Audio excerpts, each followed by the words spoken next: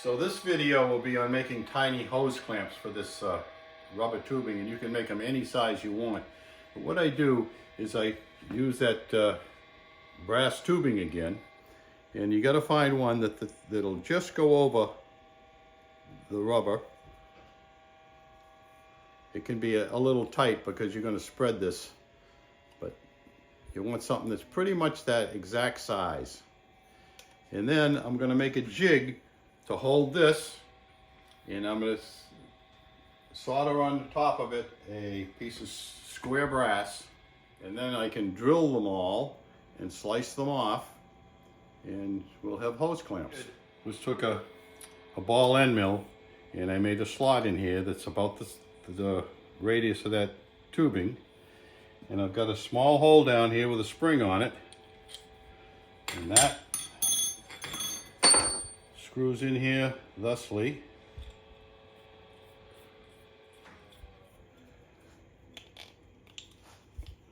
And I can put my tube in there, hopefully, and it holds that in place. And all I have to do to release it is pick the spring up. So now the second part I've got to make is a hole down for this. I need another, probably a 1032 hole here, and a piece to hold it down with.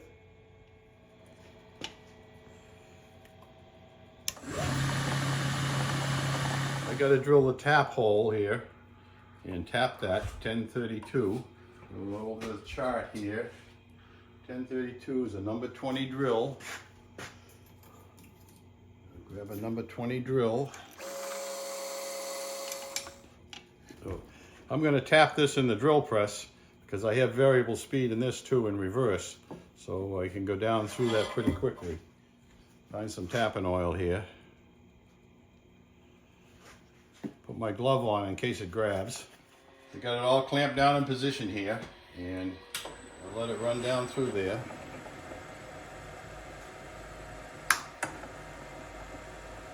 Reverse it. Now I got to make a hole down for the part on top, so probably I should put a little notch in it, and I'll do it the same way. I'll have it spring loaded so I can put it down on there, and it'll hold that in place while I solder it. So as luck would have it, I pulled this piece out of the scrap drawer. It's already got a notch in it, so that's going to be worked perfect. I'm just going to put a hole in it so I can hold it there, and then I'll put the square notch in it to hold this in place, and we'll have it.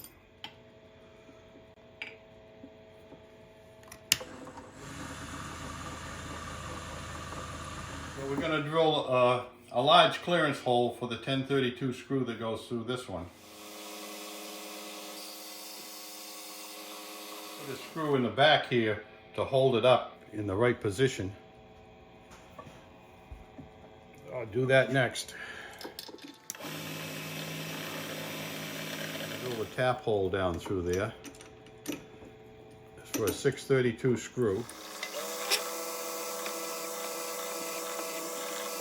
To save myself some tapping, I'm going to drill a lot of that tap hole out of there and go down and just tap the bottom quarter of that.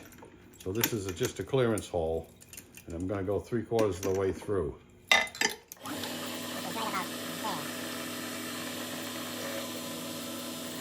Okay, that's good. So I put a 632 tap in there.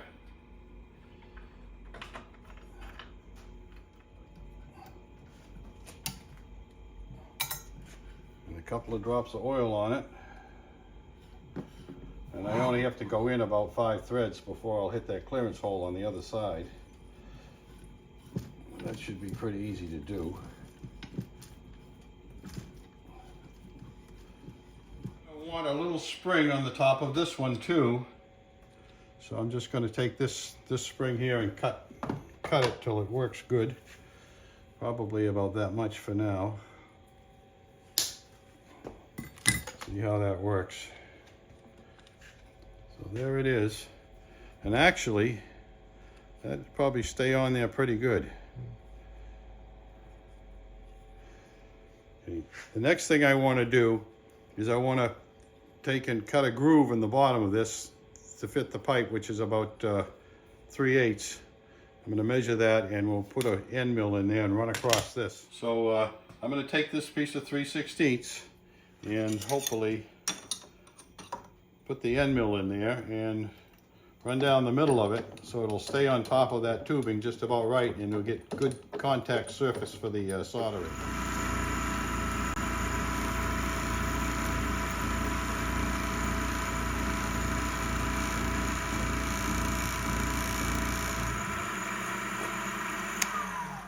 Okay, there's the groove, and that's all there is to that.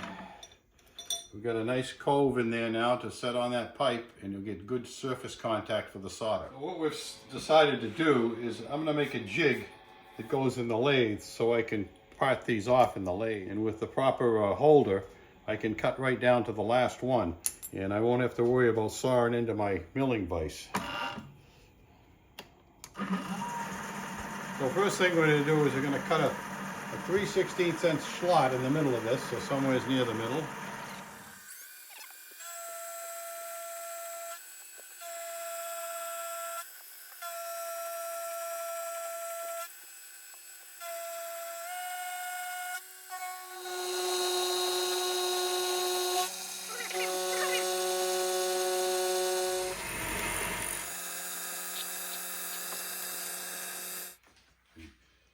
I recommend that you silver braze these together, because if you use soft solder, you have trouble cutting them. I have been successful doing it, but what happens is the temperature gets high enough so that sometimes it'll tear the pieces right off of there.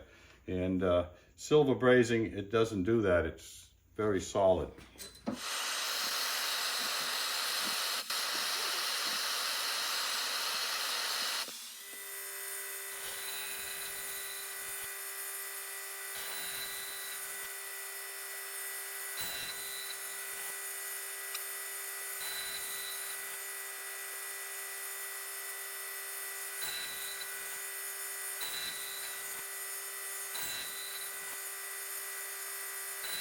So now I'm going to cut the slot this way, and I do that a little bit off center so I have more meat to thread into down there. The top is probably 1/3 and the bottom is 2/3. Now when I cut this, I'm going to take slow passes, because if I go too fast, it'll bend them. So you have to go in there easy.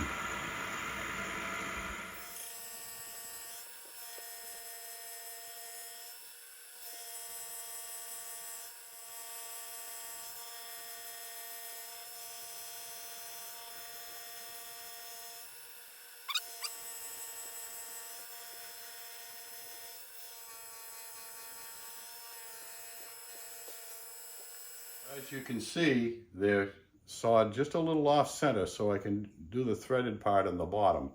Now we'll drill the tap hole through both of them.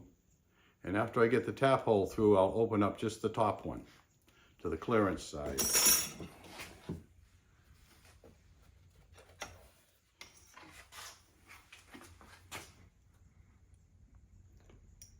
So what I'm doing here is I'm putting a thin piece of brass in there, so when I drill through, it'll have more support.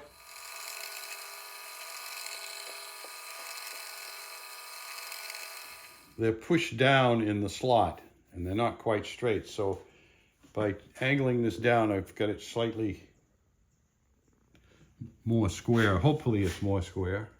And we'll drill through them with a tap drill.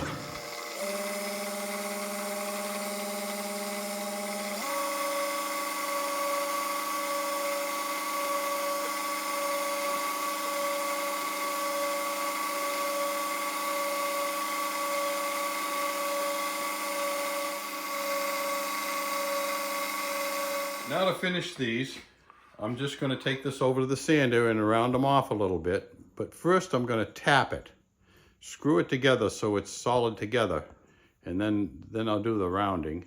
And then I just touch them on the sander. You can make them narrower this way with the sander, or you can do anything. It's just clean them up.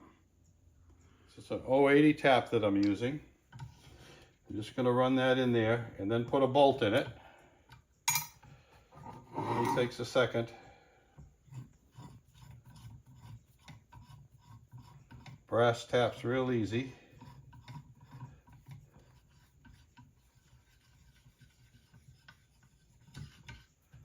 .080 screw to hold it together.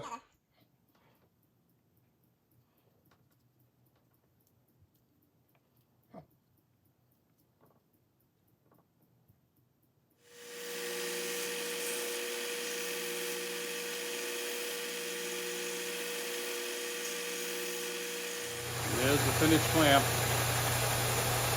Just needs a little cleaning up, and that'll be it. If you learned anything, give me a thumbs up and subscribe to my channel. That's what helps us. Thank you very much.